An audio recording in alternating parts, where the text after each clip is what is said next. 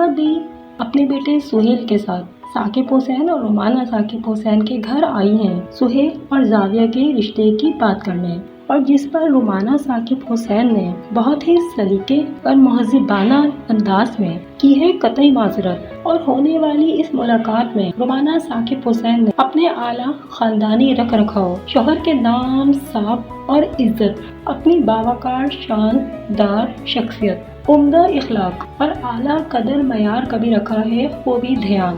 آپ یہ سب جانیے ناول کی آج کی اس قسط میں۔ السلام علیکم۔ معاشرتی اور رومانوی تحریروں اور موضوعات پر مبنی میرے افسانوں، کہانیوں اور ناولز کا سلسلہ باغیچہ عشق، جس میں آپ سب سن رہے ہیں میرا پہلا ناول زرد خزاں کی اوٹ سے جھانک رہی ہے بہار شب رخ، اور آج آپ اس ناول کی 62ویں قسط سنیں گے۔ زاویہ کو ڈرائنگ روم میں آئی، ذرا دیر ہو چکی تھی۔ رومانہ ثاقب حسین اس کا تعارف کرواتے اپنا رخ دوسری جانب کر چکی تھیں۔ آنے والے ان اجنبی انجان مہمانوں کی خاطر مدارت میں مصروف صباحت اور اپنی شاندار شخصیت کے ساتھ ڈرائنگ روم میں مہذبانہ اور باوقار انداز میں صوفے پر براجمان رومانہ ثاقب حسین، چہرے پر کسی قدر برہمی اور سنجیدگی کا تاثر لیے سہیل اور اس کی اماں کی جانب پوری طرح متوجہ تھیں۔ زاویہ کی ڈرائنگ روم میں موجودگی کو قطعی نظر انداز کیا تھا رومانہ ثاقب حسین نے اور صباحت بیگم نے۔ آنے والے مہمان اچانک نہیں آئے تھے، زاویہ ان کے آنے سے بخوبی واقف تھی۔ زاویہ کا اس طرح اچانک بغیر بلائے مہمانوں کے سامنے آ جانا اور پھر اس کا مشرقیت لیے پہناوا اور یہ انداز، رومانہ ثاقب حسین کا متوجہ ہونا چونکنا یقینی تھا، مگر زاویہ کی آج ہونے والی اس حرکت نے انہیں سچ مچ تیش ہی دلا دیا تھا۔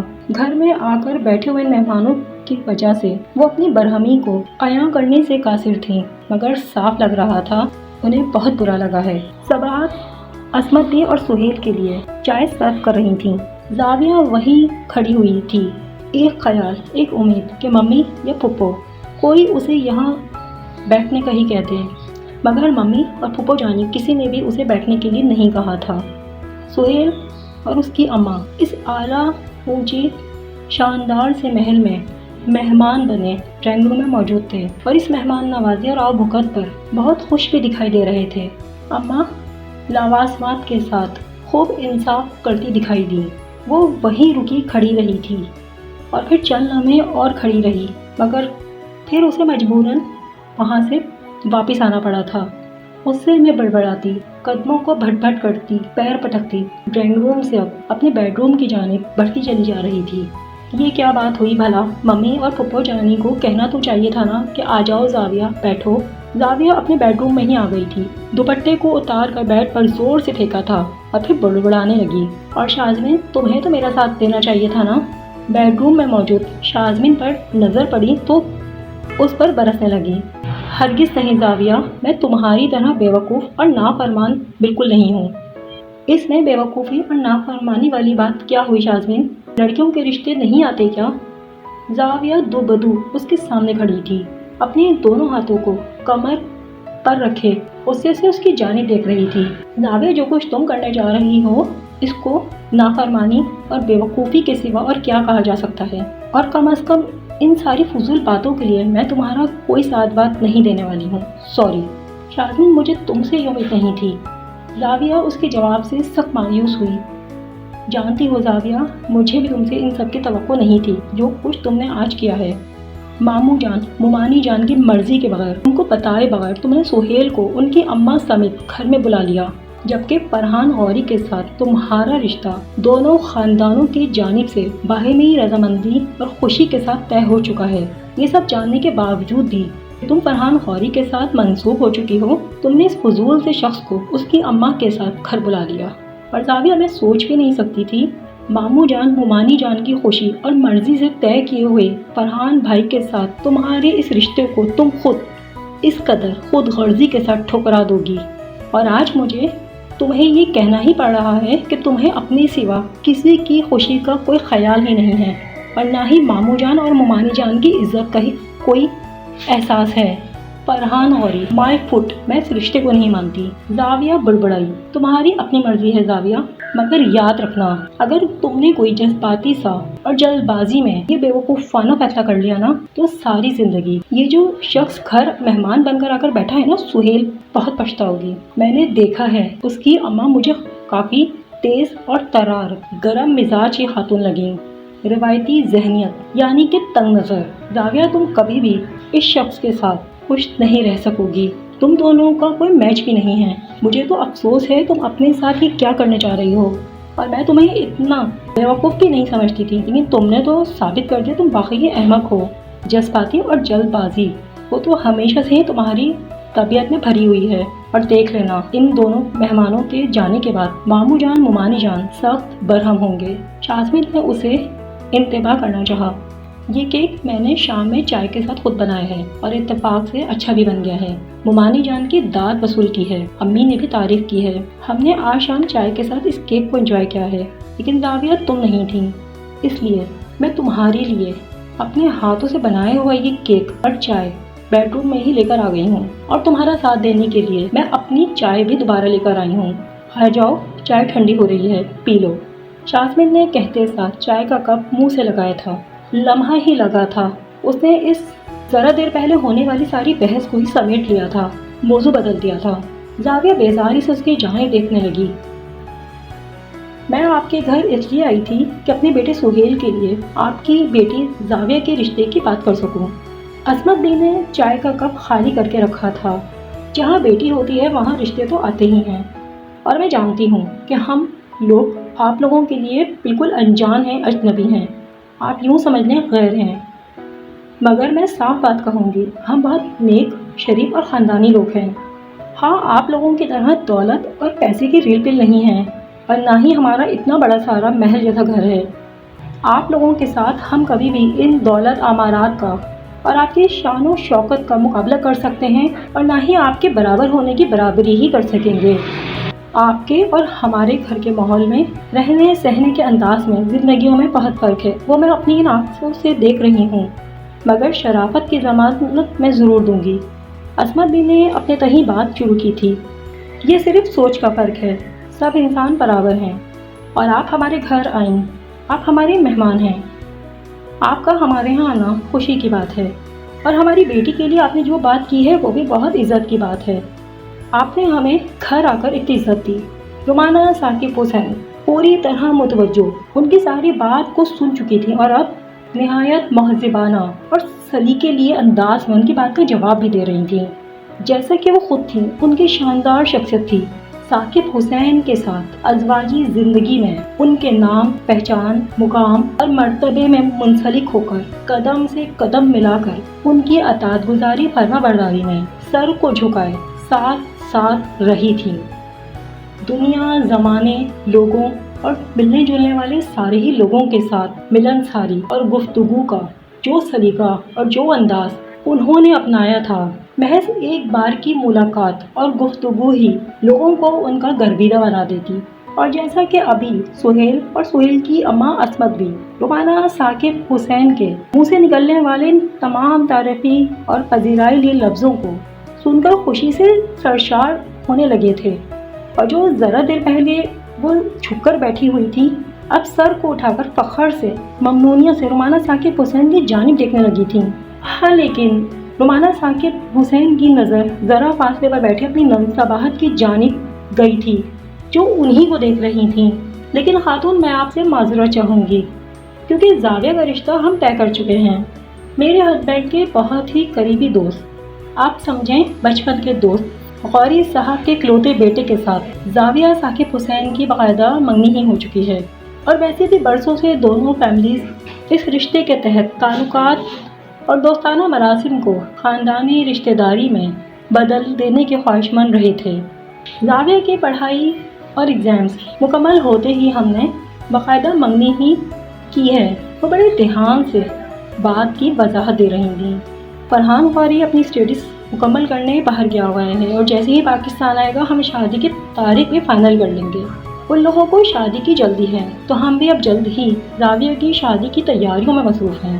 رومانہ ثاقب حسین بہت رسانیت سے انہیں بتا رہی تھیں، اور کہتے ساتھ بڑی ہی شان ادا سے اپنے کھلے گھنگرے سنہری بالوں کی خوبصورت لٹوں کو ادھر ادھر کرنے لگی تھیں۔ اپنی شاندار شخصیت کا تاثر وہ یوں ہی دیا کرتی، دیکھنے والا مرعوب ہوئے بنا نہیں رہ سکتا۔ اور جیسا کہ عصمت بھی اور خود سہیل ان کی اس شاندار باوقار شخصیت کے روب میں مرعوب ہو رہے تھے۔ لیکن میں تو اپنی بیٹی سہیل کا رشتہ لے کر آپ کے ہاں آئی ہوں۔ اماں تذبذب کا شکار کبھی سہیل کی جانب دیکھتی تو کبھی رومانہ ثاقب حسین کی بات پر دھیان دیتی۔ اور ہم یہاں آپ کے گھر اچانک نہیں آئے، بلکہ آپ کی بیٹی کے بلانے پر، اس کی مرضی کے بعد ہی آپ کے گھر آئے ہیں۔ عصمت بھی نے صاف گوئی سے کہتے ان کی جانب نگاہ کی۔ اچھا؟ اور جیسا کہ خود رومانہ ثاقب حسین کو اندازہ تو ہو گیا تھا، مگر اب عصمت بھی کی بات سنی تو اپنے اندازے کی تصدیق بھی ہو گئی تھی۔ زاویہ کی آج کی اس حرکت نے انہیں جتنا غصہ دلایا تھا اسی قدر مایوس بھی کیا تھا۔ اور ہمیں تو ایسی کسی بھی بات کا علم ہی نہیں ہے کہ آپ کی بیٹی کا رشتہ ہو گیا ہے۔ عصمت بھی نے پھر ان کی جانب دیکھا، حالانکہ اسے یہ سب بتانا چاہیے تھا۔ ہم تو آپ کو نہیں جانتے، لیکن اگر وہ جانتی تھی اسے اپنے رشتے کے بارے میں آپ کو بتانا چاہیے تھا۔ اور اگر زاویہ نے آپ کو یہاں بلایا ہے تو تب بھی اسے ہمیں تو بتانا چاہیے تھا۔ ہم آپ لوگوں کو نہیں جانتے، آپ لوگوں کے بارے میں ہم تو بالکل لا علم ہیں، اور نہ ہی ہمیں آج آپ کے یہاں آنے کا ہی کچھ پتا تھا۔ رومانہ ثاقب حسین برجستہ ان کی جانب کہتے ذرا سنبھل کر بیٹھیں۔ یوں بھی وہ انہیں کوئی آس کوئی امید نہیں دلانا چاہتی تھیں۔ زاویہ کا رشتہ فرحان غوری کے ساتھ طے ہو چکا تھا، جو خود ثاقب حسین اور غوری صاحب کی مرضی، دونوں فیملیز کی خواہش کے بعد طے ہوا تھا۔ بہرحال آپ ہمارے مہمان ہیں، قابل احترام ہیں۔ اپنی بات کو مکمل کرتے رومانہ ثاقب حسین بغور ان کی جانب دیکھ رہی تھیں۔ میں بڑی آس کے ساتھ آپ کے گھر آئی ہوں اپنے بیٹے کو لے کر۔ میں گزارش کروں گی اور میں چاہتی ہوں آپ سہیل کے لیے، اپنی بیٹی کے لیے رشتے کی بات پر ذرا غور کر لیں۔ میں ماں اور میرا بیٹا بہت امید لے کر آپ کے گھر آئے ہیں۔ عصمت بی کا لہجہ کمزور سا لڑکھڑایا تھا۔ میں معذرت چاہتی ہوں، لیکن میں آپ کو زاویہ کے حوالے سے کوئی امید نہیں دلا سکتی۔ جیسا کہ میں آپ کو بتا چکی ہوں، زاویہ کا رشتہ باہمی رضامندی کے ساتھ ہم طے کر چکے ہیں۔ عصمت بھی خاموشی سے سر کو جھکا گئی۔ تو کیا میں آپ کے ہاں سے خالی ہاتھ لوٹ جاؤں؟ ذرا توقف کے بعد عصمت بی نے سر کو اٹھایا۔ رومانہ جانب دیکھتے وہ اسی طرح پوچھ رہی تھیں۔ میں واقعی معذرت چاہتی ہوں، آپ کو اس سلسلے میں کوئی امید نہیں دلا سکتی۔ اگر آپ کی بیٹی کا رشتہ طے ہو گیا تھا تو آپ کی بیٹی نے ہمیں یہاں کیوں بلایا؟ لمحہ ہی لگاتا عصمت بی کا پارا چڑھنے لگا۔ یہ میں نہیں جانتی، لیکن خاتون، میں نے آپ کو ابھی کہا ہے کہ ہمیں تو اس بارے میں بالکل معلوم ہی نہیں تھا، اور نہ ہی ہم آپ کو جانتے ہیں، اور نہ ہی آپ کے یہاں آنے سے ہم باخبر تھے۔ آپ کے ساتھ ہونے والی آج کی یہ ملاقات بالکل اچانک ہے۔ زاویہ نے آپ کو گھر بلایا تھا تو اسے ہمیں بھی تو بتانا چاہیے تھا۔ رومانہ ثاقب حسین نے کہتے ساتھ ایک نگاہ صباحت کی جانب کی تھی۔ صباحت بیگم نے رومانہ ثاقب حسین کے دیکھنے کو سمجھتے سر کو آمادگی میں ہلایا تھا۔ لیکن اب تو ہم یہاں آ گئے ہیں آپ کے گھر، اور کس مشکل سے اور کیسی امیدیں لے کر یہاں پہنچے ہیں۔ میں چاہتی ہوں میرے بیٹے سہیل کے لیے آپ ذرا اپنی بیٹی سے بات کر کے تو دیکھیں، اس نے ہی ہمیں یہاں بلایا ہے۔ عصمت بی نے اصرار کیا۔ دیکھیں خاتون، اتنا تو آپ بھی جانتی ہیں کہ رشتے طے کرنا بڑوں کا کام ہے۔ بچوں کو بھلا کیا پتا کیا صحیح ہے اور کیا صحیح نہیں ہے۔ اور زاویہ تو ابھی ناسمجھ ہے، اسے دنیا، زمانے اور زندگی گزارنے کی کوئی خاص سمجھ بھی نہیں ہے۔ لیکن ہم اس کے پیرنٹس ہیں، ہم جو اس کے لیے سوچیں گے ظاہر ہے اس کی زندگی کی خوشیوں کے لیے، اس کے بھلے کے لیے ہی سوچیں گے۔ اور اسی لیے جہاں ہم نے بہتر سمجھا زاویہ کا رشتہ طے کر دیا ہے۔ اور وہ لوگ کوئی غیر انجان بھی نہیں ہیں، برسوں سے ہمارے دوستانہ تعلقات رہے ہیں، ہم ایک دوسرے کو جانتے ہیں۔ فرحان غوری پڑھا لکھا، لائق اور اکلوتا بیٹا ہے۔ ابھی تو امریکہ میں اپنی اسٹڈیز کو مکمل کر رہا ہے، مگر واپس آ کر اپنے بزنس کو بھی سنبھالے گا۔ اور اس کے پیرنٹس کی خوشی مرضی اپنی جگہ، فرحان کی اپنی پسند اور خواہش بھی زاویہ کے ساتھ زندگی کو گزارنے کی ہے۔ اسی لیے ہی یہ دونوں کا رشتہ طے ہوا ہے، اور ظاہر ہے ہمیں بھی کوئی اعتراض نہیں تھا۔ جہاں ہم نے بہتر سمجھا اپنی بیٹی کا رشتہ طے کر دیا ہے، اور اب تو کچھ عرصے کے بعد شادی کی باقاعدہ تیاریاں ہی شروع ہونے والی ہیں۔ رومانہ ثاقب حسین نے اپنی جانب میں بات کو ہی ختم کرنا چاہا تھا، وضاحت کے ساتھ ان کی بات کا جواب دیا تھا۔ لیکن میں پھر بھی چاہتی ہوں آپ اپنی بیٹی سے بات کریں اور میرے بیٹے کے لیے ذرا غور فرمائیں۔ عصمت بی نے منت خوانہ لہجے میں ان کی جانب دیکھا۔ خاتون، میرا خیال ہے میں آپ کو واضح جواب دے چکی ہوں۔ فرحان غوری کے ساتھ طے کیا ہوا رشتہ ختم کر کے آپ کے بیٹے کے ساتھ اپنی بیٹی کی شادی کر دوں، اس کا تو کوئی جواز ہی نہیں بنتا۔ اس بات کو کہتے ساتھ مولانا ثاقب حسین نے اپنی اونچی شان و شوکت، اونچے مقام، اسٹیٹس کا بھرپور خیال کرتے قطعی سا جواب ان کے سامنے رکھا تھا۔ تو اس کا مطلب تو یہ ہوا کہ ہمارے آپ کے ہاں بیٹھنے رہنے کا بھی اب کوئی جواز نہیں بنتا۔ عصمت بی نے اپنی چادر کو سمیٹتے سر پر کیا تھا اور صوفے سے اٹھ گئی۔ جس وجہ سے ہم آپ کے ہاں آئے ہیں، جب وہ بات ہی نہیں بن رہی تو پھر آپ کے ہاں مزید بیٹھنے کا بھی کوئی جواز نہیں بنتا۔ سہیل، میرے بچے اٹھ جا۔ عصمت بی نے جھٹ اس کی جانب دیکھا۔ جی اماں، اور اماں کے کہتے ساتھ صوفے سے اٹھ کر کھڑا ہو گیا۔ میں معذرت خواہ ہوں، اس سلسلے میں آپ کی کچھ مدد نہیں کر سکوں گی۔ مجھے آپ کو اس طرح رخصت کرنا بھی اچھا نہیں لگ رہا، مگر میں مجبور ہوں۔ مولانا ثاقب حسین اپنی تہیں اپنی ساری گفتگو کو سمیٹ چکی تھیں۔ نہ ہی کوئی امید دلائی تھی اور نہ ہی انتظار کرنے کا کوئی راستہ دکھایا تھا۔ آنٹی، میں زاویہ کو بہت پسند کرتا ہوں، سہیل کا لہجہ منمنایا۔ اور آنٹی، مجھے یقین ہے وہ بھی وہی چاہتی ہے جس کے لیے میں اور اماں آپ کے ہاں آئے ہیں۔ مولانا ثاقب حسین نے اس کی بات سنی تو اس کی جانب نگاہ کی۔ زاویہ کے ڈیڈی نے خود یہ فیصلہ کیا ہے اور فرحان غوری ہر لحاظ سے زاویہ کے لیے بہترین انتخاب ہے۔ زاویہ کے ڈیڈی ایک مرتبہ کوئی فیصلہ کر لیں، تب میں بھی ان کے کیے ہوئے فیصلے کو نہیں بدل سکتی۔ میں آپ کو واضح کر رہی ہوں، زاویہ کے لیے ہم اس کی زندگی کا، اس کی خوشیوں کا فیصلہ کر چکے ہیں۔ آپ یہاں سے جا رہی ہیں اور میں چاہتی ہوں آپ اپنے بیٹے کو یہ بات سمجھائیں، یہاں سے جانے کے بعد زاویہ کے ساتھ دوبارہ رابطہ نہیں کرے، اور اس کے بدلے میں اگر میں آپ کے کسی کام آ سکتی ہوں تو آپ مجھے ضرور کہیے گا، لیکن زاویہ کا خیال اپنے دل سے ہمیشہ ہمیشہ کے لیے نکال دیں، کیونکہ جو کچھ سوچ کر آپ یہاں آئے ہیں وہ کسی صورت ممکن نہیں ہے۔ ہاں، لیکن ان سب کے بدلے میں آپ کی ہیلپ ضرور کر سکتی ہوں۔ اور کہتے ساتھ وہ سہیل کی جانب متوجہ ہوئی۔ اگر تم باہر جانا چاہتے ہو، سیٹل ہونا چاہتے ہو یا کوئی اچھی نوکری، میں تمہاری ہیلپ کر سکتی ہوں۔ زاویہ کا خیال اپنے دل سے ہمیشہ کے لیے نکال دو۔ انہوں نے اپنی بات کو اسی طرح دہرایا۔ آپ کا بہت شکریہ، اپنی مدد آپ اپنے پاس ہی رکھیں۔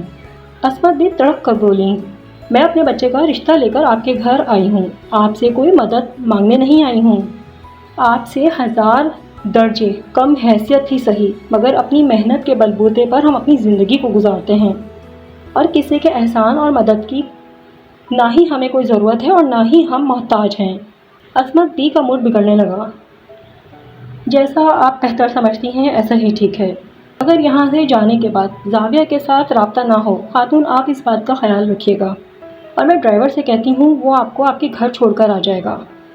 نہیں جی، رہنے دیں، شکریہ آپ کی اس پیشکش کا، ہم جیسے آئے تھے ویسے ہی اپنے گھر لوٹ جائیں گے۔ اماں نے جواب دیتے ساتھ قدم بڑھائے، مگر تب تک رومانہ ثاقب حسین بیل دے چکی تھیں۔ جی بڑی بیگم صاحبہ جی، خاور کو کہو ان مہمانوں کو گھر ڈراپ کر دے۔ انہوں نے اسی ساتھ خود بھی ڈرائنگ روم سے نکلنے کے لیے قدم بڑھائے تھے۔ جی بڑی بیگم صاحبہ جی، میں نے کہا نا اس کی ضرورت نہیں تھی، ہم جیسے آئے تھے ویسے بھی آپ کی بڑی سی گاڑی ہماری چھوٹی چھوٹی گلیوں میں نہیں جا سکتی، ہم آپ کے گھر آئے ویسے ہی واپس جا بھی سکتے ہیں۔ عصمت بی نے اپنی چادر کو سمیٹا۔ جی خاتون، میں جانتی ہوں آپ جس طرح آئی ہیں ویسے واپس بھی جا سکتی ہیں، لیکن آپ ہماری مہمان ہیں، اور آپ نے جو بات کی ہے میں اس پر آپ سے معذرت کر چکی ہوں، اور ان سب کے بعد مجھے آپ کو یہاں سے ایسے واپس جانے دینا اچھا نہیں لگ رہا، اس لیے آپ آرام سے اور سہولت سے یہاں سے گھر واپس جائیں۔ مولانا ثاقب حسین نے ان کی بات کا جواب دیتے معذرت چاہی۔ آپ کو میری قسط کیسی لگی؟ اپنی رائے، اپنی پسندیدگی کا اظہار ویڈیو کو لائک کر کے، چینل کو سبسکرائب کر کے، بیل آئیکن کو پریس کر کے اور ویڈیو کو شیئر کر کے ضرور کیجیے۔ آپ اپنی آئندہ زندگی میں کامیاب ہیں اگر چلنے والے ان راستوں کے انتخاب میں آپ کے اپنوں کی اور آپ کے ازحد پیارے رشتوں کی اور آپ کے بڑوں کی رضامندی، خوشی بھی شامل ہے۔